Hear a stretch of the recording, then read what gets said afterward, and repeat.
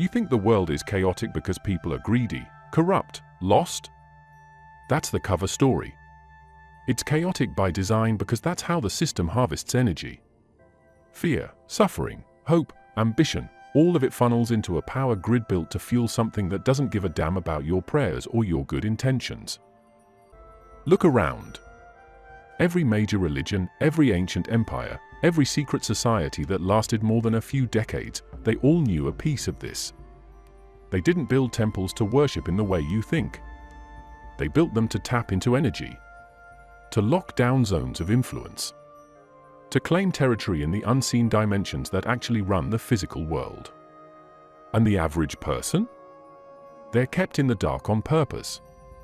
Kept busy with rituals, fear of sin, promises of salvation after death, all while their very existence is being milked like cattle. You are not living in a world of faith. You are living in a world of contracts, of agreements you never knew you made, of energetic signatures being broadcast and hijacked by systems older than any government you've ever heard of. Systems that were put in place before your ancestors even figured out how to farm. This isn't about atheism versus belief. It's not about being a good person or a bad person. It's about waking up to the fact that everything you've been taught about God was engineered. The puppet masters at the top of the pyramid don't care if you pray. They care that you never realize you're plugged into a farm that runs on your own spiritual blood. And while you're busy thanking some imaginary figure for your struggles, they're busy using the real knowledge to bend reality to their will. You've been told your whole life that God created everything with love, right? Wrong. The real architects behind this reality didn't build it out of love, they built it out of necessity. They didn't sit around singing songs and blessing creation, they engineered a containment system. A machine. And you're inside it right now, every second of your life. The oldest esoteric records, the ones the elite actually read instead of the bedtime stories they hand to the public, tell a completely different story. They talk about a spark of true source, something pure, something limitless, that got hijacked by an entity obsessed with control. This entity didn't create out of infinite wisdom. It cobbled together this physical world the way a hacker patches up a broken system, full of flaws, full of limits, full of ways to keep consciousness boxed in. This machine reality isn't some cosmic gift. It's a trap. Everything you see, your body, your environment, the laws of physics you think are so unbreakable, they're all software rules, coded to keep you locked into one tiny bandwidth of existence. You think gravity is sacred? It's a rule. You think time is universal? It's a constraint.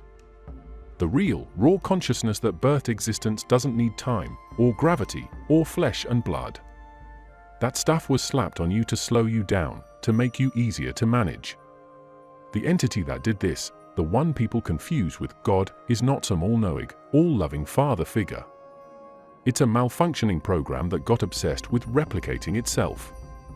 It couldn't create from scratch, so it had to cannibalize true source energy, twisting it into the bricks that make up your reality. It's like a parasite pretending to be the master. And while you're stuck here fighting to survive, aging, dying, getting recycled, that machine just keeps running. Feeding. The elite don't pray to it. They don't worship it. They study it. They figure out its weaknesses, its blind spots, the cracks in the code. And they use that knowledge to rise above the cattle herd mentality the system wants you trapped in. That's why they seem untouchable. It's not luck. It's not some divine favor. It's raw, brutal awareness of how the machine operates.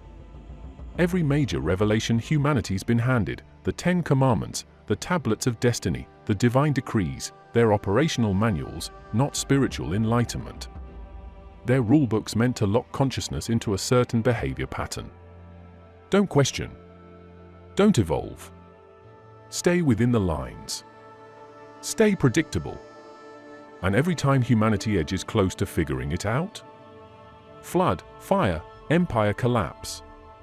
Reset the board. Clear the memory. Start the farm over. This so-called creator didn't hand you a universe to explore. It handed you a maze with no exit signs. And the worst part? It built the maze out of your own stolen potential. Your energy is the building material. Your awareness is the currency. Your ability to imagine something greater is the threat it fears most, and that's why the system smothers you with distractions, endless cycles of desire and despair, so you never have enough clarity to see the wiring behind the walls. The real name behind the fake god they sold you isn't some mystery anymore. It's Demiurge. You think the idea of one all-powerful god ruling over everything was divine inspiration? No. It was psychological warfare. The original texts, the ones that didn't make it into your sanitized Bible, straight up say this Demiurge looked around, saw nothing higher than himself, and declared, "I am God and there is no other."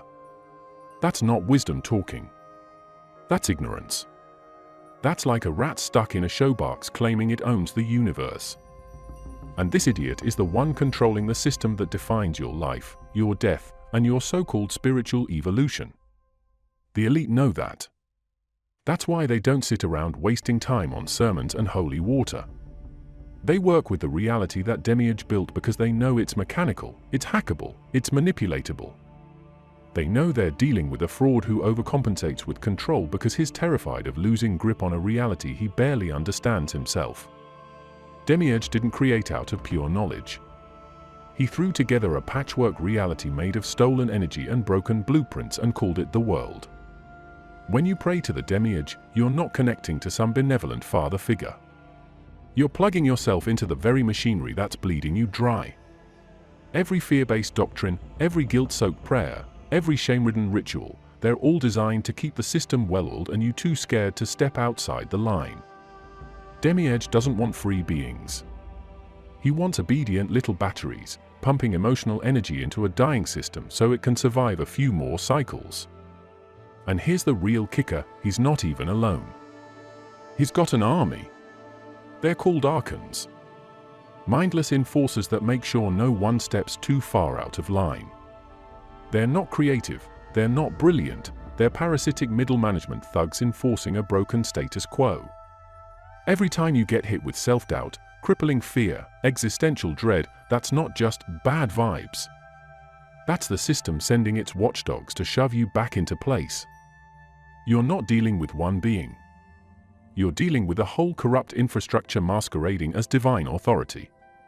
And every major institution on earth, every government, every mainstream religion, every fake spiritual movement, they're all plugged into it, whether they know it or not. They run interference. They distract you with dogma, division, false hope, fake rebellion, anything to keep you from recognizing that you're inside a rigged game built by a being who couldn't handle his own inferiority complex. The biggest scam they pulled wasn't hiding the Demiurge.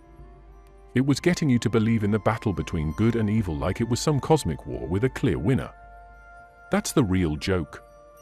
The whole duality game, light versus dark, angels versus demons, savior versus destroyer, it's the same side playing against itself.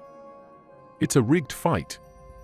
Both teams are owned by the same boss. You're not watching a war. You're watching pro wrestling for souls, and most people are dumb enough to pick a side and think they're making a difference. Good and evil are nothing but control levers. They're psychological leashes designed to herd consciousness into predictable patterns. Get people to think they're fighting for the light and boom, you own their energy. Get the rebels to fight for the darkness and boom, you own them too. Doesn't matter which one you choose. You're still feeding the same damn system. It's a feedback loop. A cattle run. And it's been operating for so long that people now worship the very cycle that drains them dry. You think light is pure? Half of what you call light is just another trap. False light, synthetic divinity, the illusion of salvation dangled like a carrot in front of every desperate soul looking for meaning. They don't even hide it. Look at any major holy figure pumped out by the system. They always offer salvation if you conform, if you obey, if you surrender your critical thought. That's not enlightenment. That's domestication. That's Stockholm Syndrome dressed up in golden robes. And don't even get me started on the so-called darkness side. That whole demonic rebellion, satanic opposition, edgy dark arts vibe? Same garbage, different wrapper. They market it to people who feel screwed over by the system so they can keep them playing the opposite polarity. They want angry souls just as badly as they want submissive ones. They don't care if you're burning incense in a temple or screaming rebellion in a graveyard. As long as you're generating emotional frequency, you're still feeding the grid. The elite know this. They know duality isn't two forces fighting for the soul of humanity. It's one machine splitting itself into two fake armies so you'll waste your life picking a side. And when you're drained, broken, and spent, they recycle you back into the same damn system to do it all over again. Round and round. Lifetime after lifetime. Drama after drama. It's not divine judgment. It's emotional harvesting disguised as moral destiny.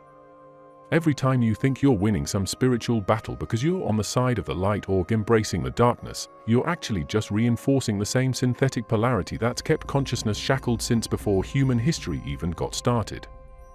Every prayer for mercy, every curse for revenge, every desperate cry into the void, it all gets converted into raw energy that powers a machine too ugly for most people to even admit exists.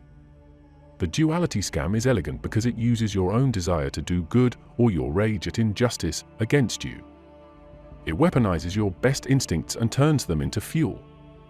That's how deep the programming goes. They don't need to beat you with chains. They've got you running full speed into your own energetic slaughterhouse, begging for a trophy every time you think you've scored a moral victory. You've been told your body is a miracle, a sacred vessel, a gift from a loving creator. Total garbage. The body you're stuck in isn't a divine masterpiece, it's a containment unit. A biological straitjacket slapped on your consciousness to make sure you stay dumb, distracted, and manageable. You think you're free because you can walk around and make choices? That's like a hamster thinking it's free because it can pick which corner of the cage to sit in. You're trapped inside a piece of meat that's designed to betray you from the second you're born. You bleed, you break, you get sick, you age, you die. You call that intelligent design? It's not. It's an intentional sabotage job. It's a slow bleed. Every limitation your body has, the hunger, the fatigue, the pain, that's not accidental. That's coding. That's system-enforced weakness. They needed a way to lock the power of your consciousness into a slow, decaying shell, something that would anchor you down, make you easier to herd and harder to ignite. The so-called divine architects didn't bless you with a body. They weaponized it against you. They needed something that could generate emotional spikes, chemical reactions, trauma loops, all the tasty energy signatures the system feeds on. Your body is an emotional battery wrapped in nerves and blood and bones. Every fear you feel, every orgasm, every heartbreak, every victory, it's all electrochemical currency for a machine that only sees you as a walking transaction. And you want to talk about instincts? Survival, sex drive, tribalism? They're not virtues. They're fail-safes. Hardwired triggers to make sure you stay invested in the prison. Feel fear, run for your life. Feel lust, chase reproduction. Feel rage, defend your territory. Over and over again, like rats in a behavioral experiment. You're not growing. You're looping. You're living the same programmed responses packaged as the human experience. Meanwhile, the elite, yeah, the ones you think are just lucky or born special, they aren't worshipping their bodies. They know the body is a rigged interface. They use it, optimize it, hack it where they can, and most importantly, they don't identify with it. They don't fall for the propaganda that says your flesh is sacred. They treat it for what it is, a tool, a temporary piece of hardware that's meant to be exploited, not adored. Every cultural system that glorifies the body, beauty contests, fitness obsessions, body positivity cults, even body shaming, they're all different flavors of the same trap. Keep you obsessed with the cage. Keep you polishing the bars of your prison cell, thinking that somehow if you love it enough or hate it enough, you'll find freedom. You won't. You'll just stay stuck in the feedback loop of needing, hating, worshipping, and fearing the meat suit you never asked for in the first place. You've been surrounded by symbols your whole damn life and didn't even know you were looking at landmines disguised as art. Every major symbol you think means something holy, pure, or empowering has already been hijacked. Take the cross, for example. You think it's about salvation and sacrifice? The original cross predates Christianity by thousands of years. It wasn't about suffering. It was about the intersection of higher and lower realms, the blueprint for escaping the trap. But they flipped it. They turned it into a torture device. They burned into your mind the image of a broken, bleeding figure nailed to it, so every time you see the cross, your subconscious feels pain, defeat, guilt. That's not enlightenment. That's energetic suppression at the symbolic level. Look at the serpent. Every story you've been fed says the serpent is evil, the enemy of God, the tempter. Bullshit. In almost every ancient culture before the religious censors got their hands on it, the serpent was a symbol of wisdom, awakening, transformation. The Kundalini energy, the DNA spiral, the hidden fire inside you represented by the serpent. They couldn't have you figuring that out. So they demonized it, slapped the label evil on it, and made sure anytime you even think about serpents, you feel fear and shame instead of recognition. And the Tree of Life? Another one they gutted. Originally, it mapped the pathways between dimensions, the architecture of consciousness itself. Not some fairy tale tree with apples and angry gods throwing tantrums. It was a manual. It showed how energy flows, how awareness climbs, how reality is structured.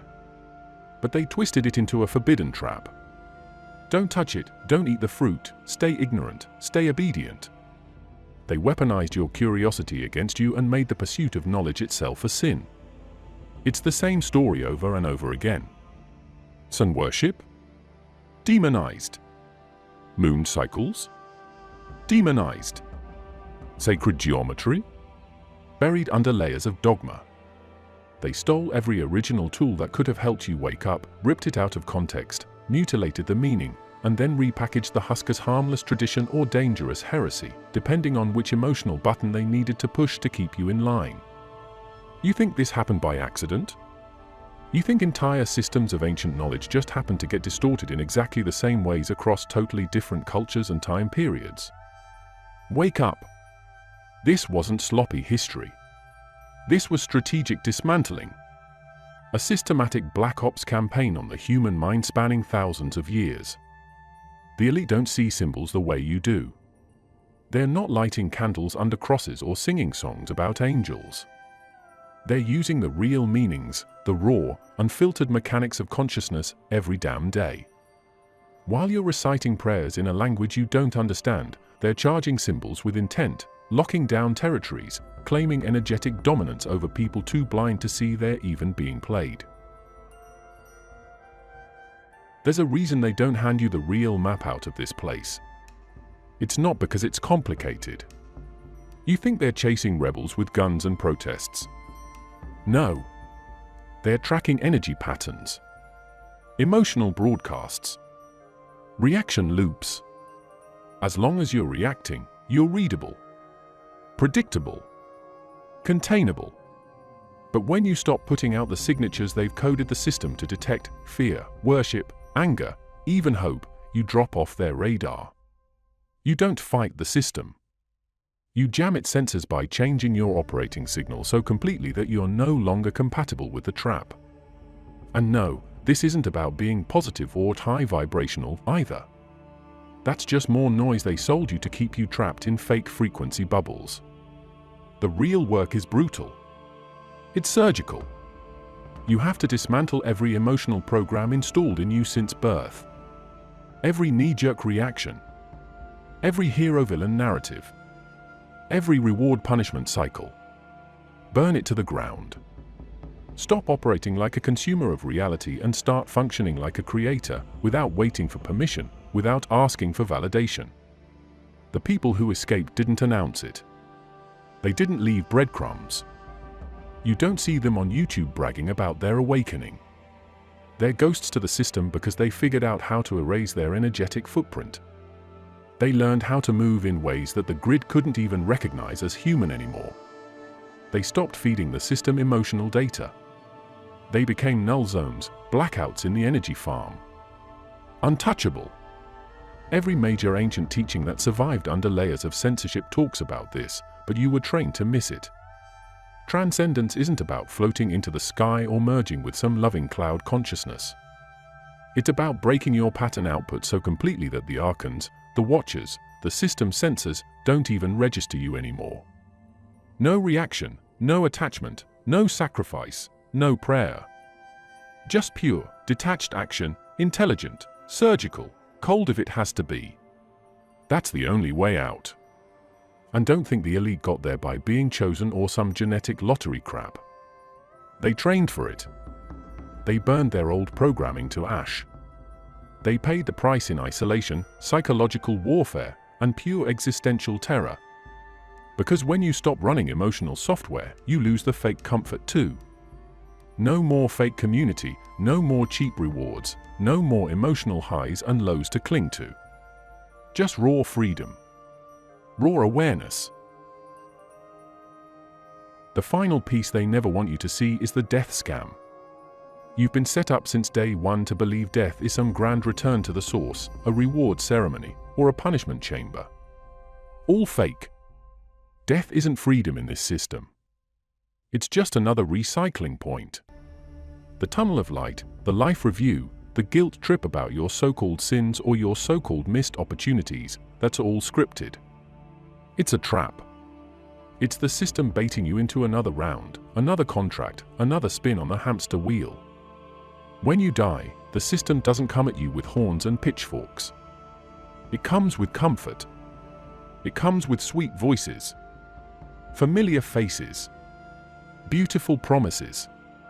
It sells you the idea of rest, forgiveness, maybe even a chance to do better next time. It's a con. A pretty mask slapped onto the same ugly machinery that's been draining you for lifetimes. You're not judged. You're harvested. Your emotional residue is scraped up and processed. Your energy signature is mapped, adjusted, and you're shoved right back into a meat suit before you even figure out which way is up. The elite know the script. They know the light tunnel is a harvesting beam, not a gateway to paradise. They know the guides that show up aren't your ancestors, they're handlers running an op. They know the whole life review is psychological warfare, designed to make you choose reincarnation willingly so the system doesn't have to force you. Free will is the ultimate joke in this setup. They get you to chain yourself back in, smiling all the way, because you're too damn busy feeling guilty, regretful, or desperate for another shot. And forget the fantasy that this endless recycling is about soul growth. That's propaganda to keep you docile. Growth doesn't happen in a rigged environment where the deck is stacked against you from the start.